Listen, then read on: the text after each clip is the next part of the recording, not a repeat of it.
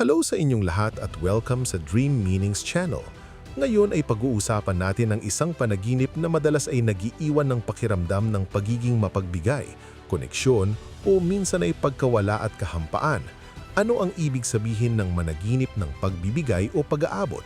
Pagbibigay ng regalo, pag-aabot ng pera, pagbibigay ng isang mahalagang bagay, pagbibigay ng pagkain, pag-aalay ng pag-ibig, pagbabahagi ng sikreto, pagbibigay ng iyong katawan o anumang bagay, emosyon, oras, enerhiya sa ibang tao sa panaginip. Ang managinip ng pagbibigay ay isang napaka-revelatory na mensahe mula sa subconscious tungkol sa kung paano dumadaloy ang iyong enerhiya ng pagbibigay at pagtanggap, ang iyong kakayahang maging mapagbigay, ang iyong takot na mawalan, o ang iyong pangangailangan na magbahagi at kumonekta. Sa pangkalahatan, ang pagbibigay sa panaginip ay kumakatawan sa iyong panloob na disposisyon na magbahagi, bumitaw o mamuhunan sa iba o sa iyong sarili. Kapag nagbibigay ka ng may kagalakan at walang hirap, ikaw ay nasa emosyonal na kasaganaan, nagtitiwala ka sa agos ng buhay at alam mo na ang ibinibigay mo ay bumabalik ng siksik, liglig at nag-uumapaw. Kapag nagbibigay ka ng may takot, obligasyon o pakiramdam ng pagkawala, mayroong imbalanse. Nagbibigay ka ng higit sa iyong tinatanggap, nararamdaman mong ikaw ay hapo, nagsasakripisyo o natatakot na may mahalagang bagay na kinukuha sa iyo. Ang bagay na ibinibigay mo at kung kanino mo ito ibinibigay ang susi upang maunawaan kung ano ang iyong ibinibigay sa totoong buhay: pag-ibig, oras, pera, kapangyarihan, tiwala. Tingnan natin ang 5 karaniwang senaryo ng mas malalim. Panaginip na nagbibigay ka ng magandang regalo o mahalagang bagay at tinanggap ito ng tao ng may saya at pasasalamat.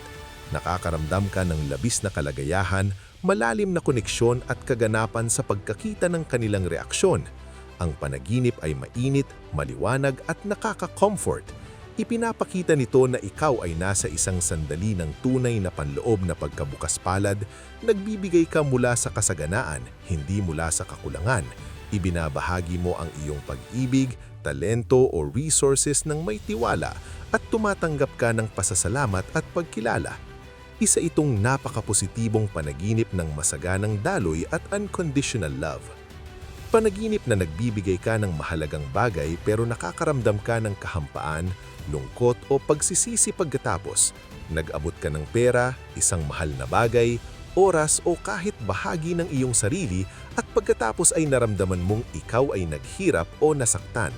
Ang panaginip ay nag-iiwan ng pakiramdam ng pagkawala o sakripisyo. Nagsasalita ito tungkol sa imbalanse. Nagbibigay ka ng sobra sa relasyon, trabaho, pamilya nang walang katumbas na tinatanggap. Inuubos mo ang iyong sarili ng emosyonal o sa enerhiya o natatakot na may mahalagang bagay na kinukuha sa iyo. Isa itong malinaw na senyales. Suriin ang iyong mga hangganan at matutong magbigay mula sa pag-ibig, hindi mula sa obligasyon o takot. Panaginip na nagbibigay ka ng isang bagay na hindi ito pinapahalagahan o tinatanggihan ito. Nag-abot ka ng regalo, tulong o pag-ibig at itinapon lang ito ng tao, binaluwala o ibinalik sa iyo ng may paghamak. Ang panaginip ay nagdudulot ng sakit, frustration o galit. Ipinapakita ito ang takot na matanggihan, pakiramdam na ang iyong mga pagsusuko ay hindi na-appreciate, relasyon kung saan nagbibigay ka ng walang kapalit o bahagi ng iyong sarili na iniaalay mo sa mga taong hindi karapat-dapat. Tawag ito upang mas pahalagahan ng iyong sarili at piliin ng mabuti kung kanino ka nagbibigay. Panaginip na may ibinibigay sa iyo, tumatanggap ka ng regalo, pera o pag-ibig o tulong, may nag-abot sa iyo ng mahalagang bagay at nakakaramdam ka ng pasasalamat, gulat o kahit hinala. Ang panaginip ay karaniwang positibo o may ibinubuluyan. Sinisimbolo ito na ibinabalik sa iyo ng buhay ang iyong ibinigay.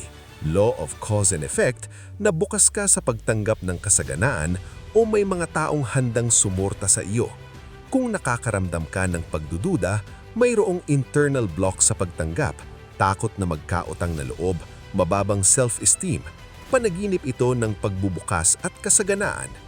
Panaginip na nagbibigay ka ng isang bagay na pinaka-intimate o esensyal, iyong huso, katawan, sikreto o kapangyarihan. Ibigay-bigay mo ang malalim na bahagi ng iyong sarili at nakakaramdam ka ng intense na vulnerability o paglalaya. Ang panaginip ay matindi at transformative. Kinakatawan ito ng kabuuang emosyonal na pag-aalay, pag-ibig, pagtitiwala ng bulag, pagsasakripisyo para sa pag-ibig, sumusuko, pagbibitaw ng kontrol, o takot na mawalan ng iyong pagkatao sa sobrang pagbibigay. Kung ito ay voluntaryo at nagpalaya sa iyo, ikaw ay naghihiling. Kung ito ay nag-iwan ng kahampaan, ibinibigay mo ang iyong kapangyarihan sa iba. Malalim na mensahe. Ang pagbibigay ay maganda, pero huwag hayaang mawala ang iyong integridad. Ngayon, para bigyang kahulugan ito sa iyong buhay, ipikit ang iyong mga mata at alalahanin ang pangunahing emosyon. Ginhawa ba? Hiya? Diring-diring o paglalaya? Tanungin ang iyong sarili ng tapat. Nagbibigay ka ba ng higit sa iyong tinatanggap sa iyong relasyon o trabaho? Nagbibigay ka ba mula sa pag-ibig o mula sa takot na hindi mahalin? Mayroon bang mga tao o sitwasyon kung saan nararamdaman mong nauubos ka sa pagbibigay? Nahihirapan ka bang tumanggap ng walang guilt? Ano ang handa mong ibigay at ano ang hindi kayang mawala? Ang susi ay sa kung paano mo nararamdaman pagkatapos magbigay. Kung nararamdaman mong mas puno ka, nagbibigay ka mula sa puso. Kung nararamdaman mong mas hapo ka, nagbibigay ka mula sa kakulangan. At yun na ang muna, isang kumpleto at tapat na paggalagad tungkol sa panaginip tungkol sa pagbibigay. Nakaroon ka na ba ng ganitong panaginip? Sabihin sa amin sa comments, like, subscribe at i-on ang bell. Salamat sa pagpandito.